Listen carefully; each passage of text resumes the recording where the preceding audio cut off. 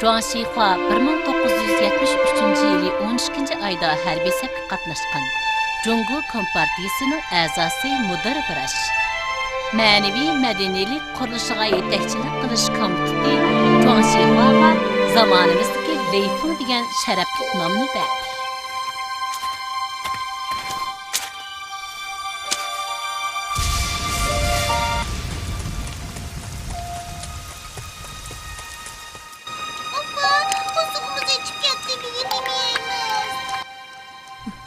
Öyde onu yak tügepti. Birden çılap dururlar, dadanglar bilen akanlar qaytib gelsin.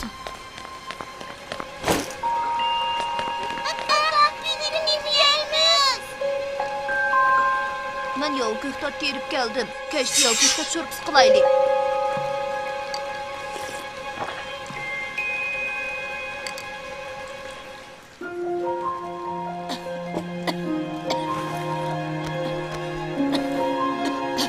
Apa, yetti oyna.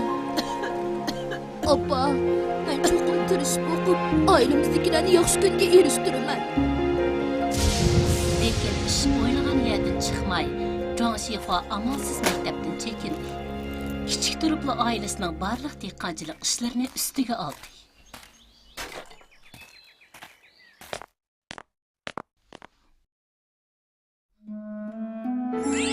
Muallim, bu narsalarni açlıqni hökumət əkilib bədi. Yutqanni xoşni öydəki çoğanımız əkirib bədi. Au tuxum yeməkliklərni, yana kiyim-kechaklarni kentimizdagi oq ko'ngil kishilar əkirib bədi. Oq ko'ngil kishilar ularning yaxshiligini kelgusida hissab qo'yturaman. Zhuang Xihua, sen aqlli ham tirishchan bola. Maktabga qaytib berib, davomli o'qigan. Sening o'qishlar so'ting kitob pulingni maktab hal qilib bo'ldi. Muallim, rostmi? Maktabga berib o'qisam bo'lamdi. Pek yaxshi bo'ldi.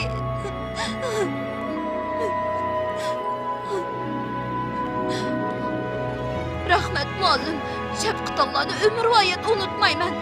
Ben çoxum tirishib o'ginib, cho'ng bo'lganda jamiyatga javob qaytaraman. Ko'pchilikning yordamida u kanit tarixida to'liq o'rta maktabni bitirgan tunji o'quvchi bo'lib qoldi. Harbiy safga qatnashib Shinjongga keldi. Ifodasi gavdalik bo'lg'achqa, askarlikka borgan tunji yililar sanitarlikqa tanlandi.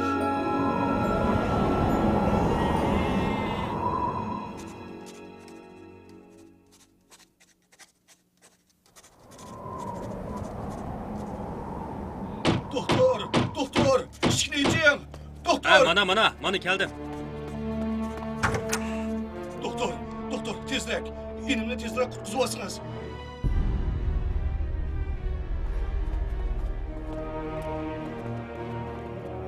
Avaylama, astırak yatkuzunla, ha? Avaylama, dikkat kılınla. Qanday qilaman? Endi qanday qilaman? Doktor, İnimni tezrek kutkuzuasınız. Doktor, tezrek olsunuz. İnim tosattan qattiq ağrıp kaldı. Doktor, inimning badani tortishib kelyapti. Tezroq qutqizib Sizdan o'tinib qolay, doktor. Men sizdan o'tinib qolay. Doktor. Kechirsizlar. Doktor kasal ko'ngil chiqib ketgan. Men texi hozir kasal ko'ramayman. Sizlar bo'lmasa, siz doktorga nima ishga kasal davolayolmaysiz? Men doktor emas. Men faqat bir sanitar. Bu kasalni rostla davolayolmayman. Sizlar yanala tezroq boshqa doktorxonaga berib davolasanglar. Bu yaxınlarımız qanday yo'llamay yetilib qoldi. Yaqin atrofda boshqa doktorxonami bo'lmasa, qanday qilamiz? Uning hayot mamoti faqat sizga bog'liq bo'lib qoldi. O'tinib qolay, doktor. Sizdan o'tinib qolay. O'tinib qolay, doktor. Men yaqindili sanitar bo'lgan, kasal davolash tajribam yo'q. Agar eningizni qarig'larcha davolasam, uniga ziyonkashlik qilgan bo'laman. Sizlar uni tezroq boshqa doktorxonaga olib beringlar. Vaqt uzrab ketsa, uniga baklib qo'ydisiz. Qor bunda qattiq yig'vatsa, qatnash qolaysiz tursa, u hayot qilami? Qanday bo'la? Men nima uchun kasallarni azobdan qutuldirmayman? Yo'q. Bundaq bo'lsa bo'lmaydigan. Men cho'qim kasallarni davolab qutqiza oladigan yaxshi doktor bo'laman. Shivirg'anliq kechidagi chorvachining qarisi uning to'xtamay tirishishiga turtki bo'ldi. 30 necha yil o'tib ketdi. U bir sanitardan mudir vrachlikka o'sib, doktorxona boshlig'i bo'ldi. Juan Xihua her günü doktor sestralarını yeteklep, kem bo'lganda 20-30 operatsiyani tamamlab, nurg'un oilalarga illiqlik yetkazdi. Agar jon dadanglar bo'lmagan bo'lsa, bizning qandaymi bundoq baxtli turmushimiz bo'lsin. Sizlarning Hanzu dadanglar oilamizning shafqatchisi.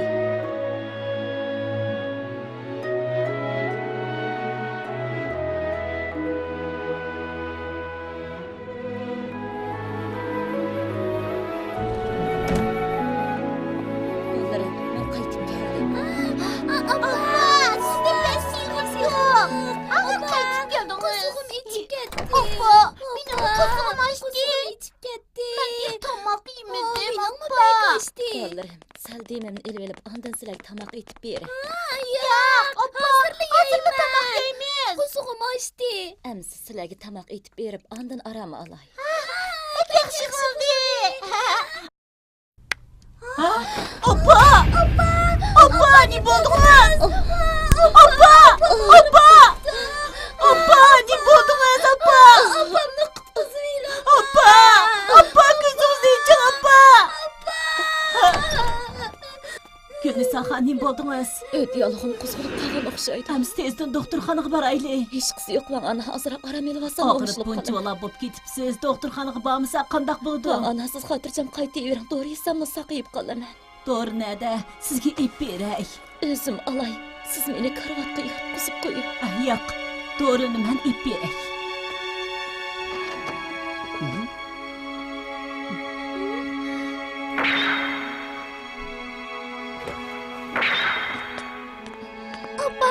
Hamiyadan izlab to'rini topolmadik. O'tganda to'g'rini yeb bo'lgan o'xshayman. Suvga yetish bo'lmaydi. Opa! Bo'ldingiz. Opa!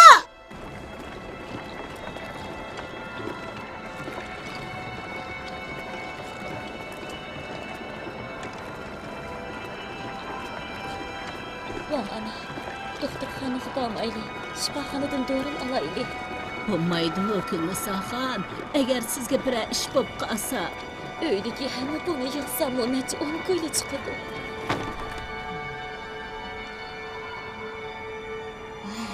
biz Juan Xihuani izlaylik.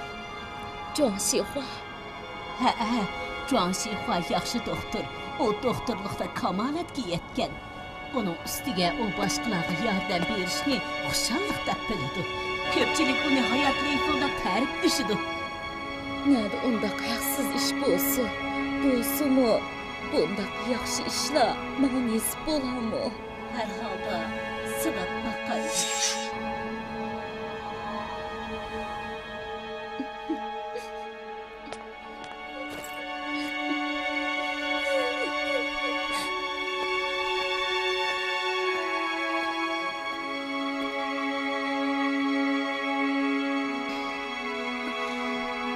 Doktor, Gülnisaxon bu kasalga girib xeyli uzun bo'ldi.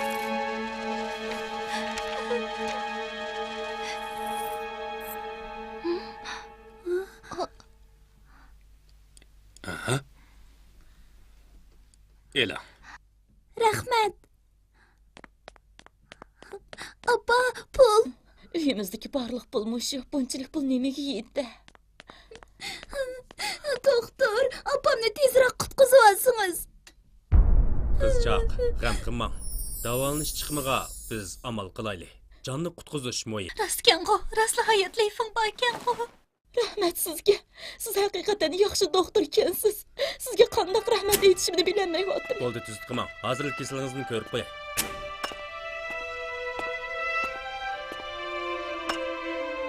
Ha? Nima degan cho'ntash bu? Yana birdam kechikkan bo'lsa, o'ti yerilib ketib, hayot xavfga uchrar ekan. Toshning tuxumdek yo'g'inishiga xeyli vaqt ketadi. Buningdan keyin sayyor davolashga chiqqanda ommaga kasallikning oldini olish savodlarini yetkazaylik. Sayyor davolash xizmati aslida nihoyatda jafolar. Agar davolash bilimlarini tashviq qilish xizmatini qo'shsa, bizning xizmatimiz texmi eg'irlashib ketmamdi, doktor. O'ylab beqing. Agar kasal karavotida yotqani o'zingizning urug' tuqqani bo'lsa qanday qilardingiz?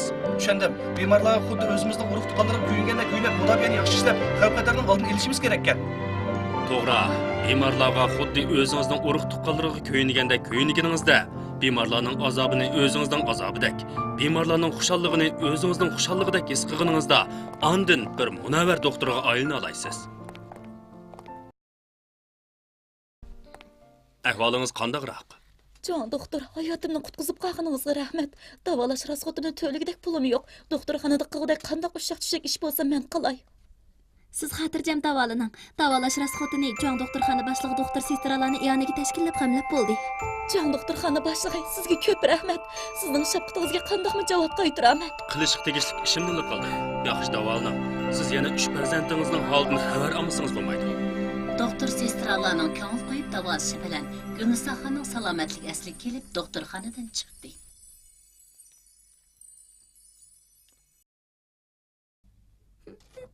Tezroq yangla. Boshqalarning uylarida bugun qurbonlik qildi. Biz nimishqa qurbonlik qilib go'sht yemaymiz? Oilamiz namarat go'sht setib oldik, pulimiz yo'q. Lekin mening go'sht yegim keldi. Agar uyimizda pul bo'lgan bo'lsa, opam bizga go'sht epmay qolamdi. Tamg'ani tezroq yegina. Mening doktorxonaga ketib keldi. Uy bek sovuqkan. Yaxshi, Men sizlarga nurg'un yaxshi yemekliklarni ep keldim. Jon doktor, sizni bek oldik. Sizlarning ahvolinglardan to'liq xabar topdim. Bir ayolning 3 balani beqib oldini xabar olmag'i oson emas. Sizning Urumchida urug' tuqqanlaringiz yo'qkan. Buningdan keyin men sizning tuqqaningiz bo'lay. Biz urug' tuqqan bo'lmasak, burun tunishmaydigan tursak, nimishqa menga bunday yordam qilasiz?